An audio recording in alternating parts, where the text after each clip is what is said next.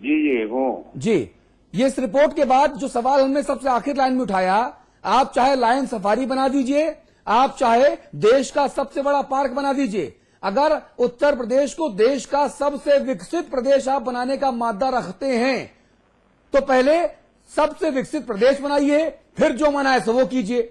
बताइए मैं कहां गलत कह रहा हूं? देखिए, एक बात ऐसा है, विकास समाजवादी पार्टी सरकार कर रही है। हाँ। पार्क का मतलब होता है फल फूल, हाँ। और बागीचे, हाँ। और हरा भरा होना चाहिए। रोटी नहीं होता, लेकिन इसका मतलब चाहिए। कुशवाहा जी, इसका मतलब रोटी नहीं होता। जिस रोटी के ना मिलने की वजह से किसान खुदकुशी कर रहे हैं, वो पार्क देना बुरी बात नहीं है। मैं आपसे यही तो कह रहा हूँ। फल फूल सब्जी झरने का मतलब रोटी नहीं होता। कुशवाहा जी, यही तर्क जो आप कह रहे हैं ना, शब्दों का हेर फेर, यही तर्क बसपा देती थी जब हम उससे पूछते थे कि ये पार्क क्यों बनवा रहे हो, गरीब की रोटी की चिंता क्यों नहीं कर रहे हो, गरीब के स्वास्थ्य और पढ़ने की शिक्षा की चिंता क्यों नहीं कर रहे हो। तो जो तर्क आप दे रहे हैं मान्यवर, वही बसपा दिया करती थी। मुझे लगता है हृदय नारायण जी से हम लोग को पूछना चाहिए कि ये दोनों पार्टियां क्या कह रही हैं, समाजवादी पार्टी और बीएसपी। हृदय नारायण जी, ही कर पाया था कि आदरणीय रामाश्रय जी का वक्तव्य भी आ गया, बड़ा अच्छा हुआ जी। समाजवादी पार्टी और बहुजन समाज पार्टी दोनों की सरकारें बारी बारी से आ चुकी हैं। ये दोबारा मौका है कि समाजवादी पार्टी की सरकार उत्तर प्रदेश में है। 4.5 माह के इस कार्यकाल में समाजवादी पार्टी की सरकार कानून व्यवस्था के मोर्चे पर बुरी तरह विफल हुई है और विद्युत व्यवस्था ध्वस्त है। सांप्रदायिक सद्भाव उत्तर प्रदेश का बिल्कुल बिखर रहा है, दंगे हो रहे हैं। ऐसे मुद्दों से आम जनता का ध्यान, बुनियादी प्रश्नों से, रोजी रोजगार के प्रश्नों से तमाम आंदोलन हो रहे हैं, उनसे आम जनता का ध्यान हटाने के लिए समाजवादी पार्टी, और जब बहुजन समाज पार्टी अपनी सत्ता में थी तो उसने भी आम जनता की मूलभूत समस्याओं से, इस उत्तर प्रदेश के विकास के मूलभूत प्रश्नों से इतर अलग से राजकोष का अपव्यय किया, जनता की गाढ़ी कमाई का अपव्यय हुआ।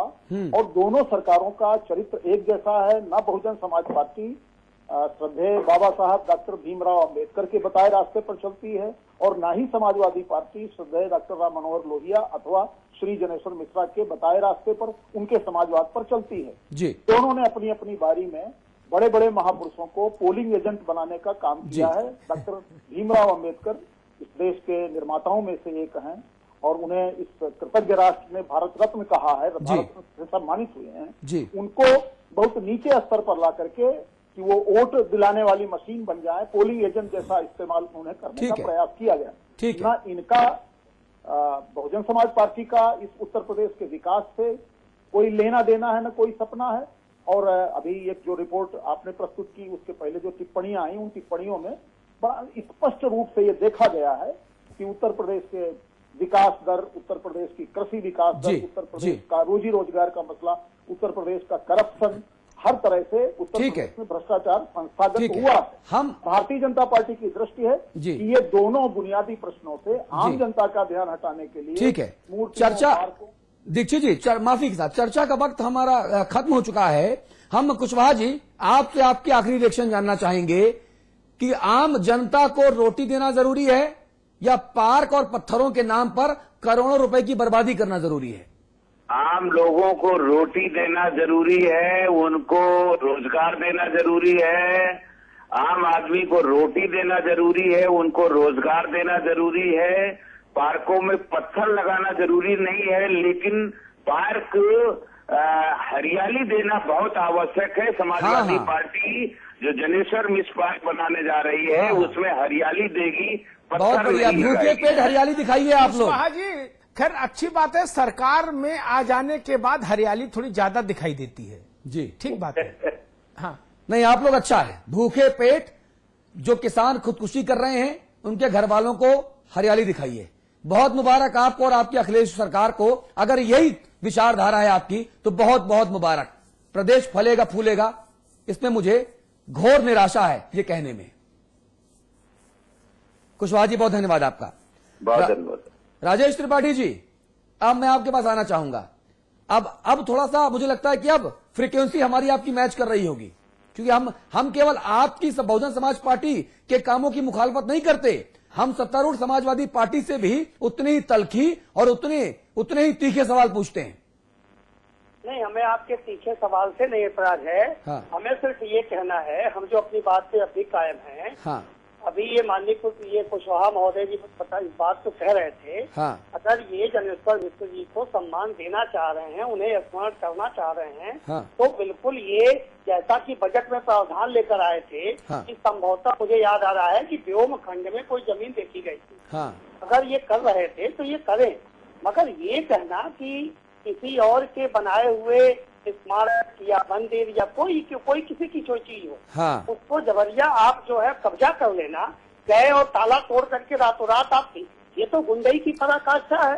ये तो अपराध की श्रेणी में आता है कि आप रातों रात ताला तोड़ रहे हैं। राजेश जी, मैं इस पे एतराज कर रहा था। अरे सुनिए ना महाराज, राजेश जी, हृदय नारायण दीक्षित जी ने बड़ा अच्छी एक टिप्पणी की। उन्होंने कहा कि आपने बाबा साहब को और समाजवादी पार्टी ने लोहिया जी और जनेश्वर मिश्र को पोलिंग एजेंट बना के रख दिया।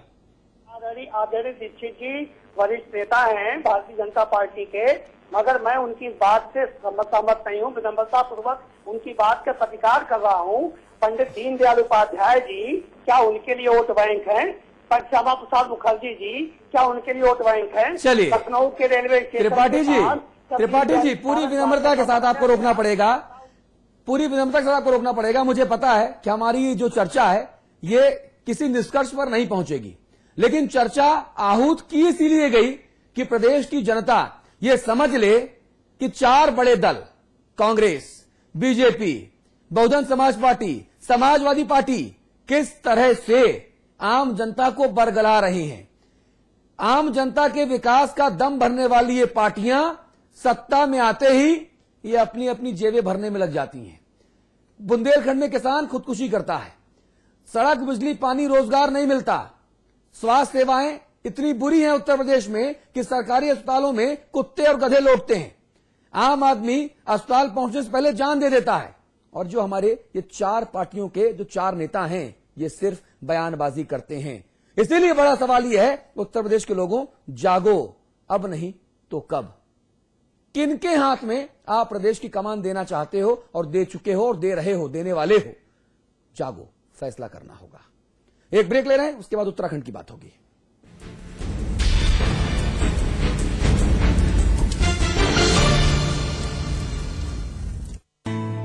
India's largest university, with 25,000 students from 26 states of India and 16 countries, 25 international tie-ups, placements in 300 corporates, hostel facility for 15,000 students, ranked amongst the top universities of India, 600-acre campus, lovely professional university, transforming education, transforming India.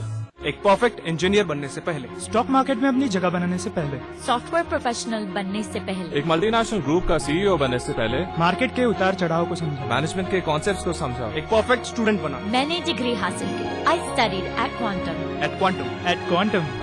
Quantum global campus, जिंदगी को दे नई दिशा। State team का youngest salesman हूँ boss, मजाक थोड़ी ना। तुम ना थोड़ी प्यास बढ़ाओ, थोड़ा पसीना बहाओ, थोड़ा डेडिकेशन दिखाओ, थोड़ी और प्यास बढ़ाओ।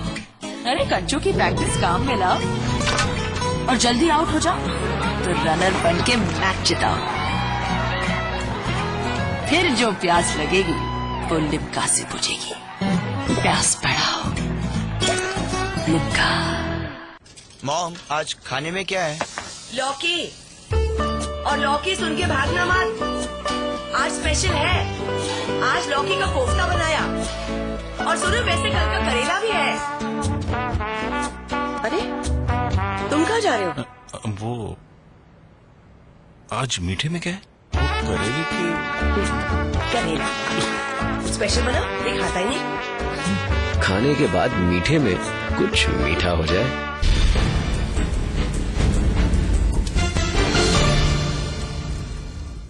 और अब बात उत्तराखंड की होगी। उत्तराखंड प्राकृतिक आपदा की मार झेल रहा है। तेज बरसात के कारण नदियों में उफान आई है, लोग बेघर बार हो गए हैं। बादल फटने ने दिक्कतें और बढ़ा दी हैं।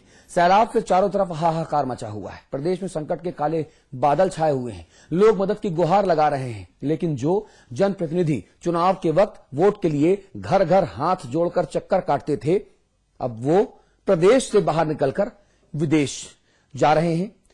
विदेश में मटरगश्ती करने जा रहे हैं, मौज मस्ती करने जा रहे हैं। हम आपको बिग बुलेटिन में ये बताने जा रहे हैं कि उत्तराखंड के जो नेता हैं, जो मंत्री हैं, वो कैसे सपरिवार मौज करने के लिए लंदन और दूसरे देशों में जा रहे हैं, और प्रदेश की जो जनता है, उत्तराखंड के जो आम लोग हैं, वो त्राहिमाम कर रहे हैं। उत्तराखंड में आई आफत,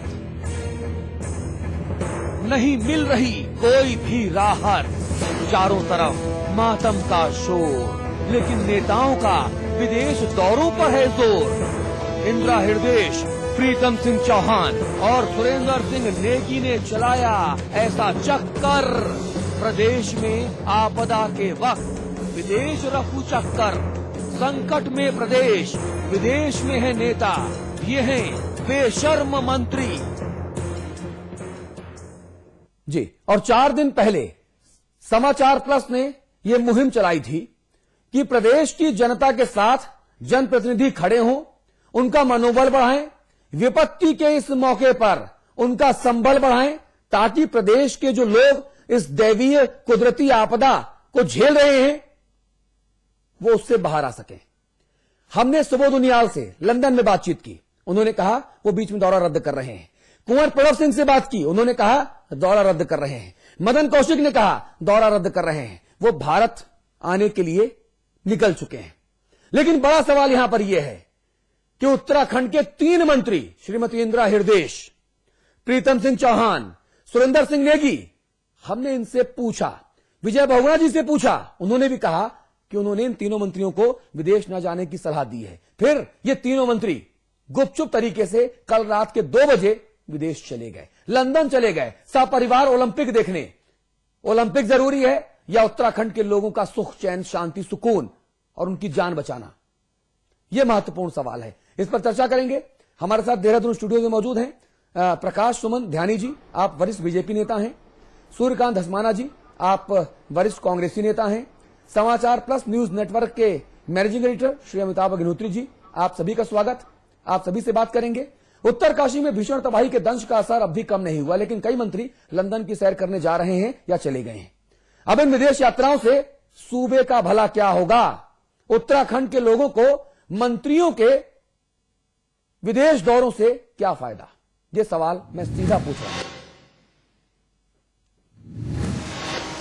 उत्तराखंड की आबादी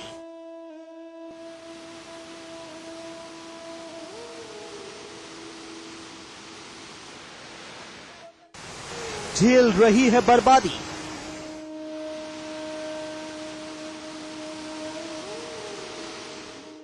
कहीं बारिश से बुरा हाल,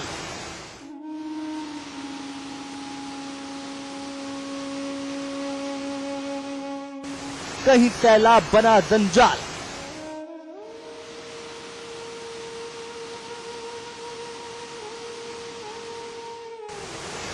जनता को मदद की दरकार।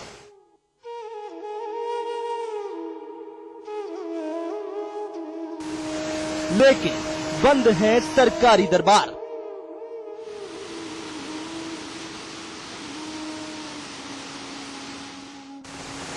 क्योंकि लंदन गए मंत्री विधायक।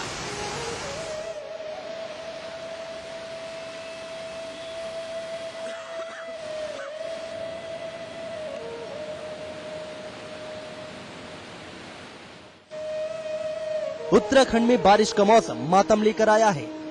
जगह जगह बाढ़ पीड़ितों की चीख पुकार सुनाई दे रही है। पानी के इस रौद्र रूप ने किसी का पिता छीन लिया तो किसी की पूरी दुनिया ही उजड़ गई। अभी कुछ लोग ऐसे भी हैं जिन्हें अपने परिवार वालों के बारे में इतना भी नहीं मालूम कि वो अब इस दुनिया में जिंदा बचे हैं या फिर वो भी पानी के प्रकोप से काल के गाल में समा गए। यहाँ सिर्फ चीखें सुनाई दे रही हैं और चारों तरफ मातम पसरा है। गांव के गांव पानी में बह गए हैं। बाढ़ की वजह से अब तक 31 लोगों की मौत हो चुकी है, जबकि दर्जनों लोग अभी भी लापता बताए जा रहे हैं।